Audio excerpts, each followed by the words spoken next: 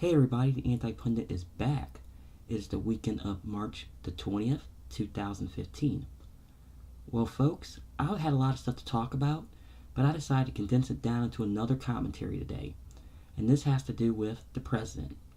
Well, as you might or might not know, he was in my area this week. He was actually up in Cleveland talking to as I look at my notes, at the Cleveland City Club. Now, he talked about a lot of things in that hour speech he has, but I'm going to go over two very specific topics. Now, as I look at my notes again, he talked about the auto rescue. Now, before I say anything, here's what he said. The auto industry that we rescued, despite the fact that it was not popular at the time, is firing on all cylinders. That's making a difference right here in Ohio. Factories are opening their doors at the fastest pace in nearly 2 decades. Over the last 5 years, manufacturers have added jobs at a rate not seen since the 1980s. Everybody talked about manufacturing being dead. You know what? Manufacturing is actually growing at a faster pace than the rest of the economy. Now, I'm going to explain something right now. I'm a car guy, as most of you know. Now, I saw this firsthand when this went down. He said that they were firing on all cylinders. Well, I asked this question. Did you talk to the people that worked at Twinsburg Stamping or at Walton Hills? In case you don't know what that was, Twinsburg Stamping was the Chrysler plant in Twinsburg, and Walton Hills was another stamping plant up near Cleveland. Ask them how the auto industry went for them. And that just goes to show you that it was more in depth. He just totally generalized everything as far as that. Now also he talked about what happened as far as voting, what goes on in voting, Now a question got popped up about Citizens United. Now I'm going to shut up once again, and I'm going to play the entire question and answer. So let's take a look. Mr. President, Kim and Karis, you speak about the dysfunction in Washington, partly because people are trying to be reelected every so often. Yeah. What about Citizens United and overturning that and getting some limits on campaign spending so that we bring some reality back to this situation? Well, there's no doubt that among advanced democracies, we are unique in the length of our campaigns, the almost unlimited amounts of money that are now spent, and I think it's bad for our democracy. I speak as somebody who has raised a lot of money. I'm very good at it.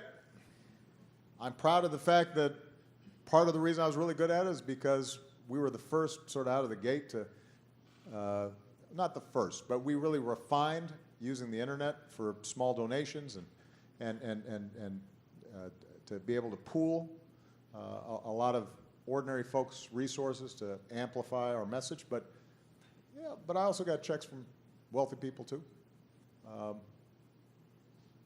So it's not that I'm not good at it, I just don't think it's a good way for our democracy to work. I think, first of all, it makes life miserable on members of Congress, particularly those in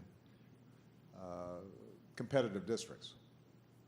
There is no doubt that it has an impact on how legislation moves forward or doesn't move forward in Congress.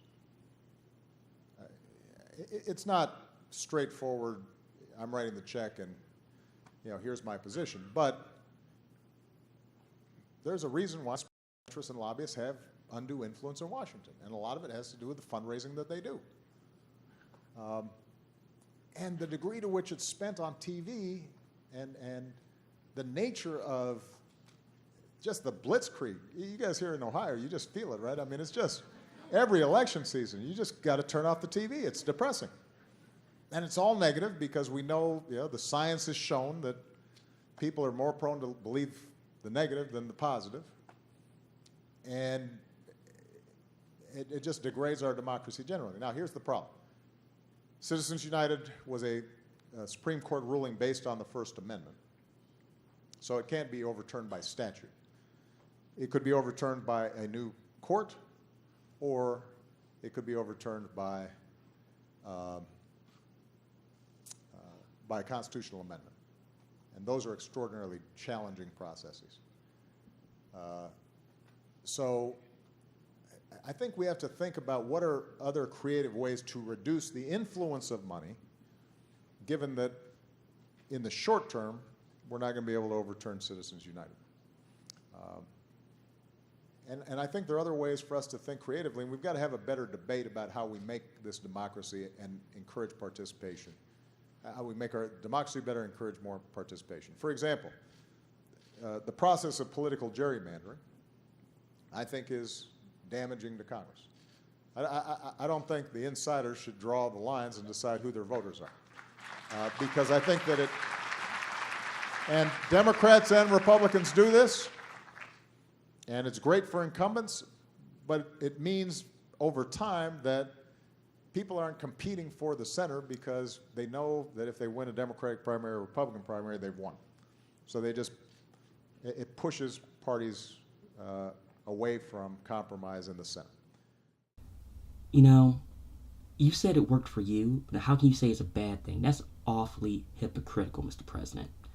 Now, he even stated that nothing can be done in the short term, and I do agree with him, because it probably is going to take a constitutional amendment to get that overturned, or like he said, a completely different Supreme Court to rule on it. Now, I look at my notes again that he briefly mentioned Australia during that particular sequence. Now, I've seen that talked about in the interwebs here in the last few days. Now, in case you don't know, Australia has compulsory voting. Here's what that means. Everybody must vote. You know, I have always said for the longest time that we should have a national day for voting. We really should. Now, but I'm totally against forcing everyone to vote, and let me explain why. This country will never go for that. We had that don't tell us what to do attitude, and that is the facts. Don't try to dispute me because you know it's true. Now something could work and might work. I don't know. Now, we're going to see what's going to happen here in the next 4 or 5 months as far as what he said in the speeches. Now, something also to happen is he gave a very convoluted answer to a question by one of our young people. So here's the question and the response. Okay, I'm Lucy. I'm a student at Hawken. And I am wondering that you've said that the Republicans, they've never really changed their opinion of what to do. It's always tax cuts. Mm-hmm. And why do you think that they're always proposing tax cuts and never changing what they think we should do? Well, you know, no, it's a good question. Look, and I want to be fair to their philosophy. I think they have a particular philosophy, at least today. Now, keep in mind that every party changes over time. So, you know, the person who I consider the greatest president of all time, a guy named Abraham Lincoln, was also the first Republican president.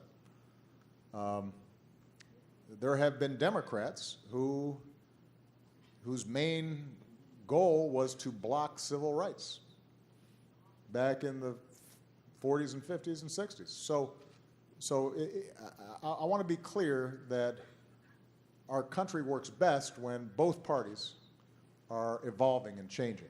And over certain periods of time, Democrats have been stupid, and the Republicans have had better ideas, and vice versa. Right now, at least, the core Republican philosophy and belief is that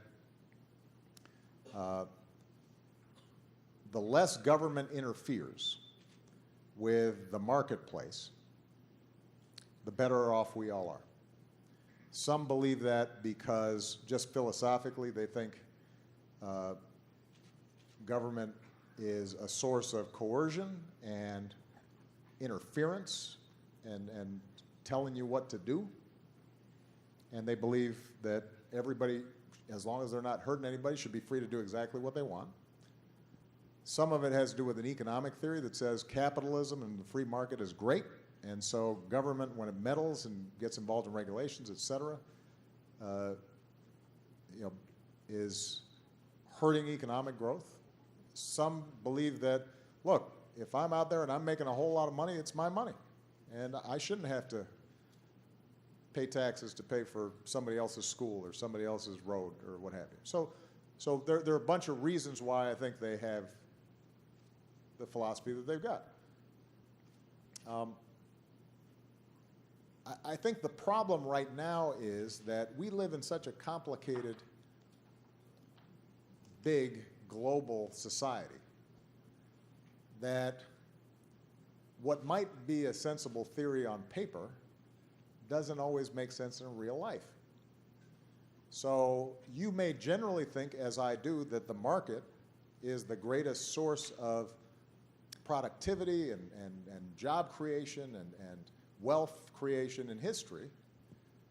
But our history tells us that if there's a company that's out there making a lot of money but also pouring a bunch of pollution into the water, and it catches on fire, and suddenly people can't, fish there anymore, and people are getting sick, that it makes sense for us to have some regulations that say, you know what, you can make your products, you can, make a profit, that's great, but, you're kind of messing things up, and so we're going to say you can't just dump your pollution in the water. Now, he was totally playing to the party line. I have big time issues with that. Not because of what he said, because he was talking down to one of our young people, and that's very insulting. Now, that's not being talked about in that particular speech, and I invite you to watch that entire speech in its entirety. Now, I know what he's trying to do right now. He's trying to save a legacy, and I totally respect that. After all, he is the president. But there's still a long way to go, and a lot more discussion. Well, folks, that's it for this week's commentary.